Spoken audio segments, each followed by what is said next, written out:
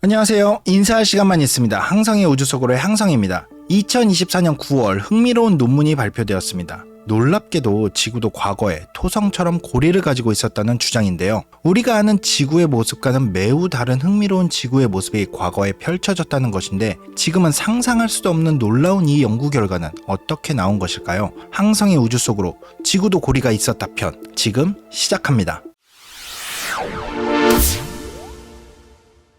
우리가 행성의 고리라고 하면 가장 먼저 떠오르는 것은 토성의 아름다운 고리일 것입니다. 행성 주변의 고리는 주로 작은 얼음 조각이나 먼지, 암석 파편들이 행성의 중력에 포획되어 특정 궤도에 머물면서 형성이 됩니다. 일반적으로 행성의 중력권에 접근한 혜성이나 소행성이 조성력에 의해 부서져 형성되거나 행성 주변 위성끼리의 충돌로 인해 발생하기도 합니다. 특히 태양계 내에서 고리가 뚜렷하게 보이는 행성은 주로 외행성인 토성, 목성, 천왕성, 해왕성입니다. 이 행성들이 고리를 갖는 이유는 강력한 중력으로 주변의 작은 천체들을 끌어당기고 행성에 너무 가까이 접근한 천체들이 로슈 한계를 넘어서면서 조각나기 때문입니다. 즉, 이들 행성의 중력적 환경이 고리 형성에 적합한 것이 되는 것이죠. 로슈 한계는 천체가 다른 천체에 접근했을 때 조성력으로 인해 파괴되는 한계 거리를 말합니다. 예를 들어 소행성이나 혜성이 행성의 로슈 한계 이내로 들어오면 행성 쪽에 가깝게 있는 부분과 먼 부분에 작용하는 중력 차이가 너무 커져서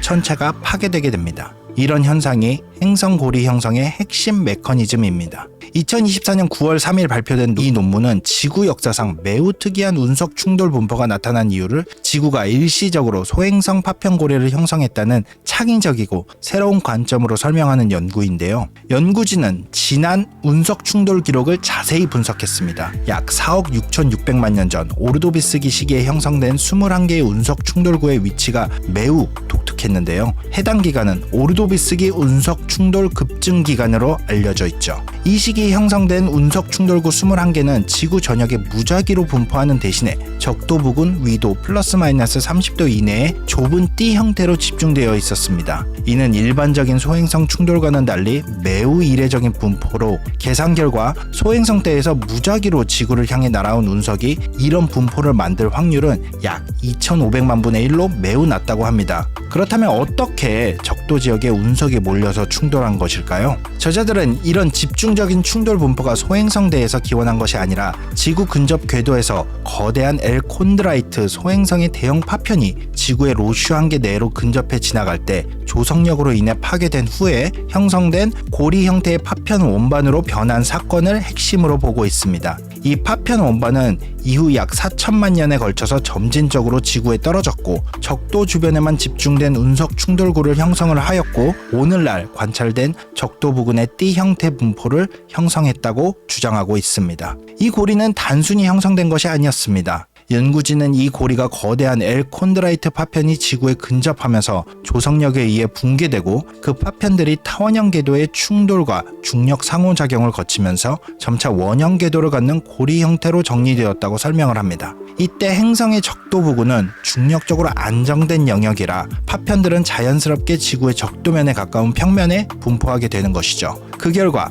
운석 충돌 역시 적도 부근에 집중되었다고 볼 수 있었던 것입니다. 이 시기에 퇴적암이 배경보다 2배에서 3배 더 풍부한 99%의 엘콘드라이트 물질을 포함하고 또한 이 시기에 퇴적된 지구의 암석층에서 엘콘드라이트 물질이 급격하게 증가한 현상 역시 지구가 일시적으로 고리를 가지고 있었다는 가설을 뒷받침하는 강력한 증거입니다. 연구팀은 당시 고리의 잔해가 지구 표면에 서서히 떨어지면서 이와 같은 독특한 운석 물질층을 형성했다고 분석했습니다. 이 시기의 퇴적암이 배경보다 2배에서 3배 더 풍부한 99%의 엘콘드라이트 물질을 포함하고 있고 우주로부터 오는 강력한 방사선인 우주선의 연대가 극히 짧은 이유를 설명할 수 있습니다. 아르곤의 방사성 동위 원소인 40, 39 아르곤 방사성 동위원도 연대 측정법을 이용해 약 4억 7천만 년 전에서 지구에 엘콘드라이트 운석 물질이 집중적으로 떨어지는 사건이 발생했다는 것을 밝혀냈죠.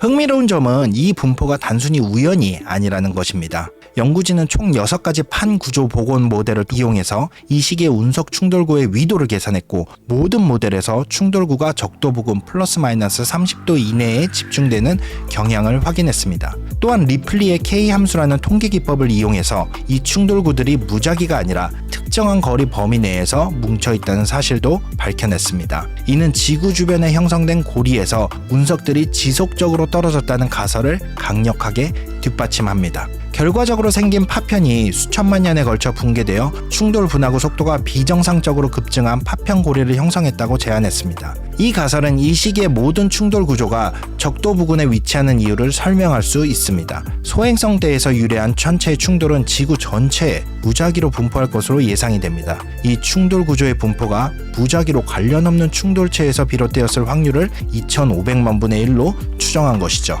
그리고 지난 5억 4천만 년 동안 가장 추운 지구 냉각 사건인 히르난티아 빙하기 기간을 이 사건이 촉진했을 수 있다고 추정하기도 했습니다. 이 고리의 형성은 지구로 들어오는 햇빛을 일부 차단하여 오르도비스기 말에 히르난티기 빙하기를 촉발시켰을 가능성이 있다고 주장을 하고 있는데요. 연구진은 이 가설을 뒷받침할 추가적인 연구로 운석 충돌구의 정확한 연대 측정, 고위도 및 저위도 지역에서의 운석 파편 밀도의 차이 분석, 고리 형성과 지속 기간에 대한 컴퓨터 모델링 등을 제안했습니다. 또 하나 흥미로운 가설은 이 고리가 단순히 충돌만 일으킨 것이 아니라 지구의 기후에도 직접적인 영향을 미쳤다는 것입니다. 고리는 태양빛 일부를 차단하고 특히 겨울철에는 지구의 겨울 방구를 더욱 어둡고 차갑게 만들었을 가능성이 있습니다. 이러한 태양 복사 에너지의 감소는 오르도비스기 말 히르난티아 빙하기의 격한 기후 냉각을 유발하는 요인 중 하나였을 수도 있습니다. 그리고 이런 극적인 기후 변화는 오히려 생명의 진화의 촉진제가 되었을지도 모릅니다.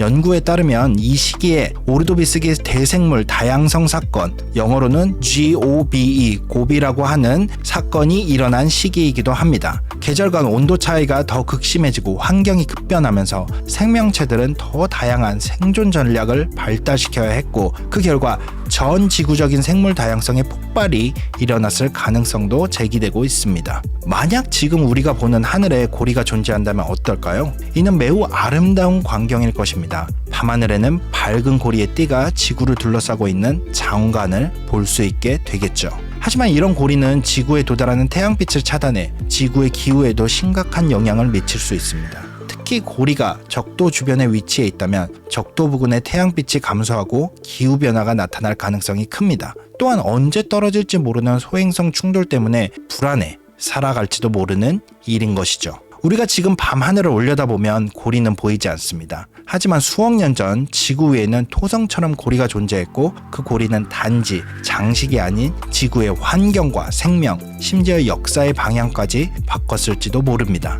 우주의 거대한 사건은 때때로 아주 작고 낯익은 지구 위에도 흔적을 남깁니다. 지구의 고리, 그것은 과거의 이야기가 아니라 지금 우리가 살아가는 이 행성의 기억일지도 모르겠습니다. 지금까지 항성의 우주 속으로 지구에 고리가 있었다 편 함께 하셨습니다. 다음에도 더 재미있는 이야기로 항성의 우주 속으로는 다시 돌아오도록 하겠습니다. 감사합니다.